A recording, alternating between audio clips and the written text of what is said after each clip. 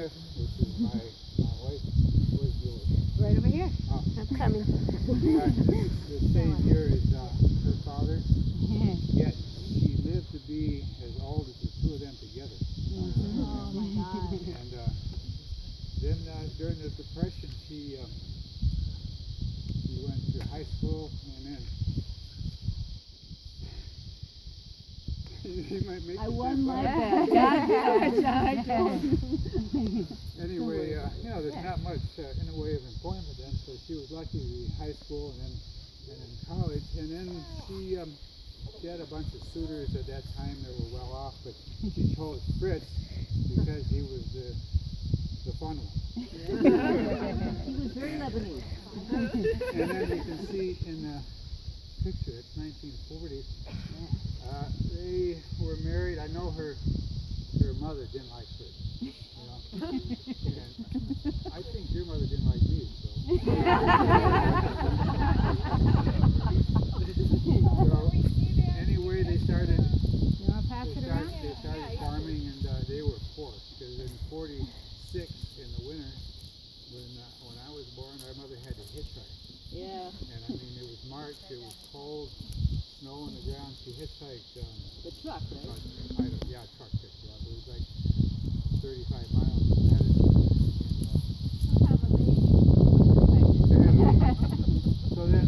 So then when Katie came along, and there was no heating in the house, she went to St. Louis.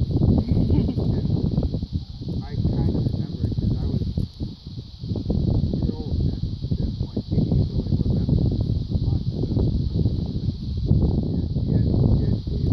Katie was going to be George if she would have been born.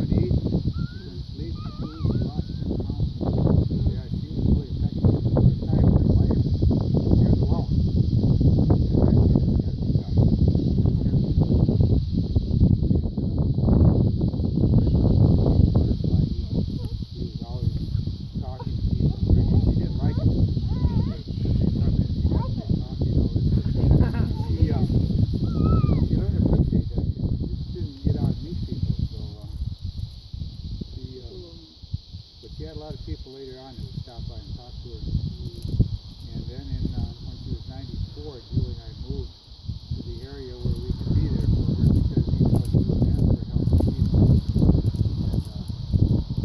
And we were there every day. We'd come in and we'd have to stomp on the floor because it would startle her. She couldn't hear us. I said, why don't you hear us all the time? She didn't want to take care of the dog. But she would always smile and laugh. And then when she was 95, she had an atrial fibrillation.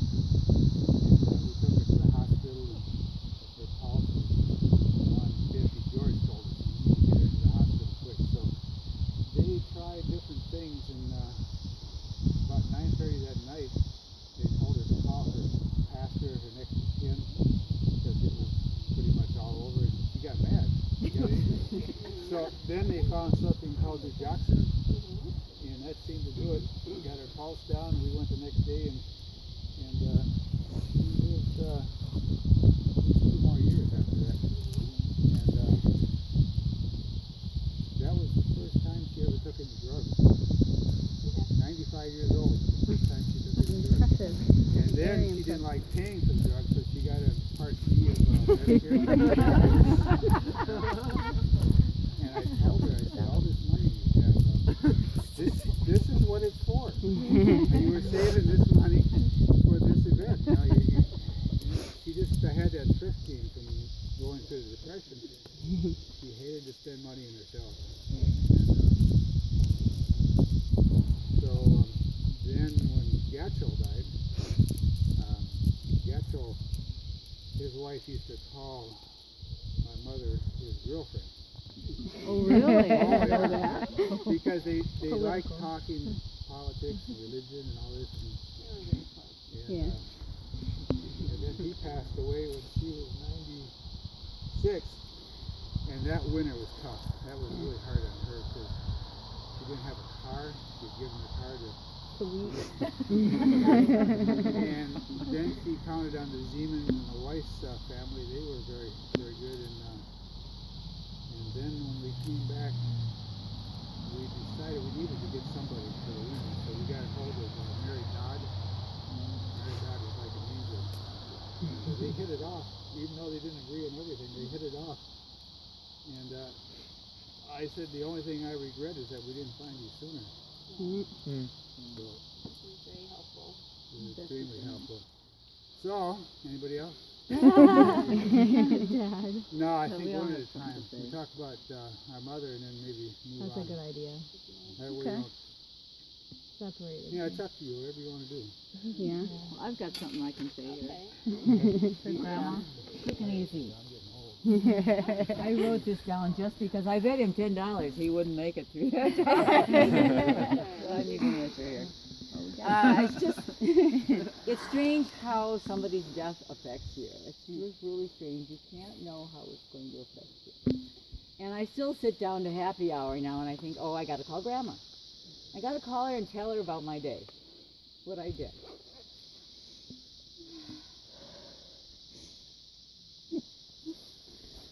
And Sally. And then sometimes I think, well, I got a disease in my tomatoes and my blackberries, so I gotta call George, right? I gotta call George because he knows everything. And he'll tell me. And he'll say, Sal, babe. I could just hear him. You know, you go to George, Sal, babe. Both of them always happy to hear your voice.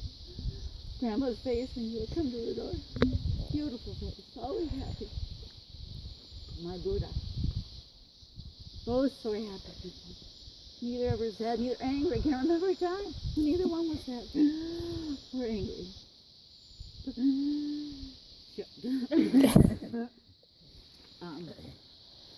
I used to be much closer to Grandma when the kids were little. We lived near her, so we visit all the time, you know, and George the same way. And then when I married Stephen and moved away, George and he moved in to pick up the slack, you know. But they were very dependent on each other, George and Grandma. No one grieved over Grandma's death more than George. No one grieved more than George. Some say he died partly of a broken heart, you know. When George would visit Grandma, he'd come out to do the garden. She would be so happy to see him, and he would come into the house tired and thirsty and hungry, and he'd offer her some of that coffee, you know, the stuff that was warmed over 10, 20, 30 times. He'd keep it in the refrigerator, burning it out till it had mold on top, and then she'd skim it out and keep drinking it. She even brought it to our house the last week of her life, her leftover coffee. But then they would sit down and they would talk politics. And there was no lull in that conversation. They had so many ideas, and they were so lively, and they were so damn smart. The two of them were so smart. So smart and independent, both of them. But there was one big difference between Grandma and George. Grandma could be independent. She could rely on other people and would often take their advice. Before George would go back to Madison, she'd pull out her list of to-dos. Okay, take out the garbage, set the mouse traps, hang up that curtain, do my taxes. She had a long list, and then George was happy to do all that. But that darn George, he didn't depend on anybody, and he wouldn't listen to anybody. He was a one-man show, and I love him to death. I often tell people, Fritz's nickname for him, you know, was Moses. And George gave us all commandments, and they didn't stop at 10. But he just wouldn't take any sacrifice. One thing that these two beloved people do share, though, more than anything else, is that they were greatly loved by all of us here. And they will be greatly, greatly missed by all of us. elders want to go before me. Anyway.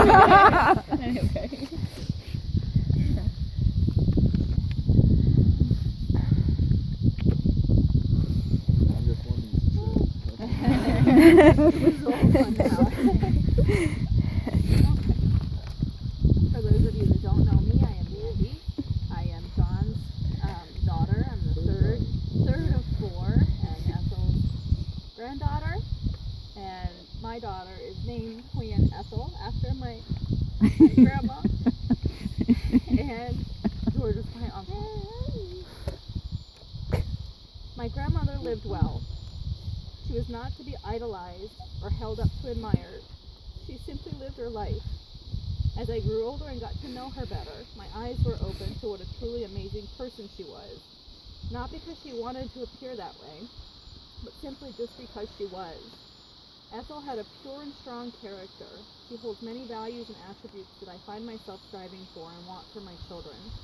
She didn't know it, but I will always aspire to be like her. She was independent and strong. She lived with intention. She was way ahead of her time. She was wise and deliberate, sincere and steady. She was a traveler and a teacher. She lived through the Depression and never forgot what it was like to do without. She always believed in equality. She was graceful. She had integrity and intellect. She was truly a beautiful person. She never lectured, but she always got her point across. She always gave.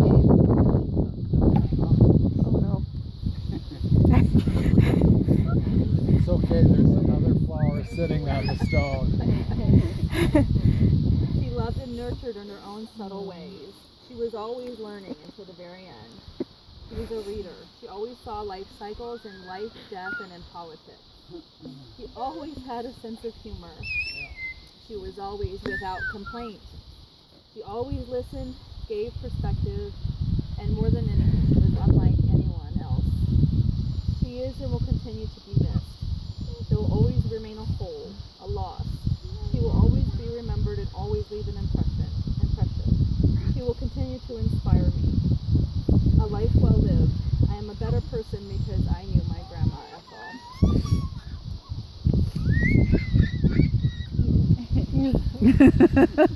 George is very different. For Uncle George, writing for Grandma was very easy. It was expected that she wouldn't last forever. I keep thinking about what to say for George, and I have a lot of incomplete thoughts. He was supposed to be here. He was supposed to be leading us through the process of learning to live without Grandma. He was our leader. You were our leader in this, George. And I've heard a lot of similar sentiments expressed throughout the family. Of course, we're all shocked. We thought you'd outlive us all. Your death isn't possible. After we were all shocked, we're really frustrated with you, George. Why didn't you just go to the doctor? Why didn't...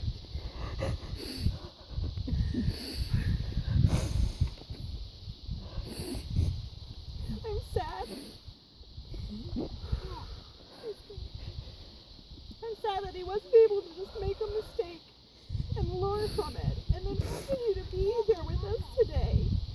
Your death was not a part of the natural order. If I would have told him a year ago that he was going to die this year, and this is my attempt at comedy, he would say, oh hell no. That's what he would say. Oh hell no. If you could have just stopped lecturing us about how to live forever, you could have seen a doctor. But no, you just wouldn't listen. You wouldn't stop having the answers and being so damn stubborn about yourself and your health. Yes, I'm frustrated with you because maybe, just maybe, you could be here for a while longer to share your views on everything, to light up a room with your vigor and your fire, to awe us with your knowledge and inspire us to want to learn, to know more, to learn more, to read more, to live a good, clean life, to live with a thirst for knowledge and happiness that only comes from being truly content in the life that you're living. From loving others the way... Oh gosh, I'm sorry. I really didn't want to be crying the whole time. From loving others in your own way and being loved, I do hope you know how very loved you were. I tried the traditional way of hugging you and telling you, but my feeling is that showing up made more of an impact than anything. Every year, every visit, sit and talk. There's no substitution for togetherness. Sometimes you just need to show up and be present. In the end, all of us are the same. We're no different than Ethel or George.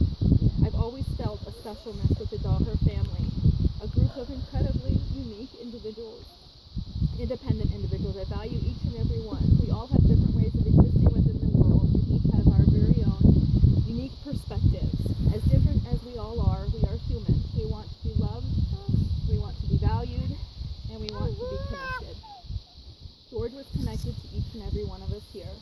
Although he was taken from us too early, he had already impacted me a very great deal. I'm grateful that he was my uncle, and I love him very much.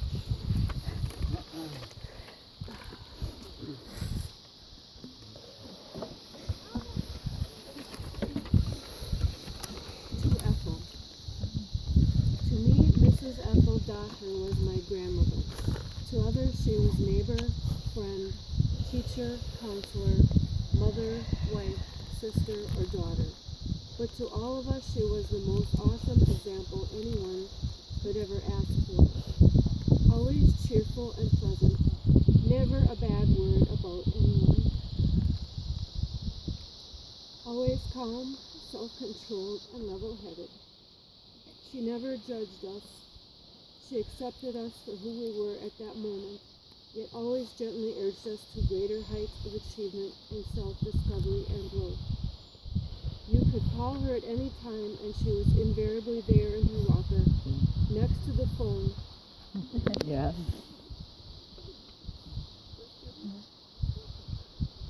Ready to answer the phone and cheer you up and help you. I always felt she was glad I had called, for she seemed so delighted whenever I would call. She'd never get mad if you didn't call for months. Whenever you did call, she was there for you. The epitome of graciousness. She would welcome any newcomer into her home with love. She welcomed my college roommate, two of my best friends, and their kids. Bud and Fritz both just loved company at the farm. You never knew who would pop through the door to just sit and chat. I loved that spontaneity. She could always set a great, simple, lovingly cooked meal on the table and then draw you out with her interesting conversation topics. The dinner table was one of the highlights of my day with my grandparents.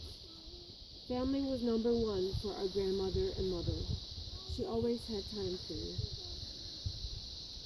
She was never too busy to listen and care. She'd always encourage me to fix broken relationships with others in my family. She would always share what the others in her family were doing. News of Sally and Steve's trips abroad for medical and humanitarian missions. News of Jesse's horticultural pursuits. Jenny as a waitress in Colorado. Mandy, Holly, Jessica, and Cream blue babies. Katie's travels and mishaps. George's trips and adventures, and many more. Ethel was the center of the family emotionally. She held everything and everyone together. Ethel Alice Daher was the mother I never had. An example to me as a woman of how to treat my family, friends, and students I teach. She inspired and will continue to inspire me for the rest of my life. I will miss her forever. I thank the Lord for you. I love you, Granny. I love you, Dad.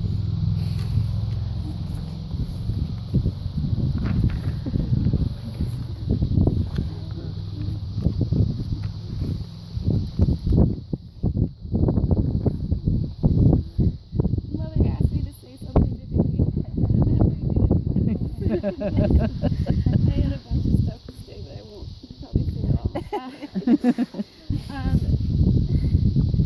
I was just thinking yesterday about calling Grandma because I had time. I was drinking coffee, and I forget that she's not around. And there's so much to say about Grandma.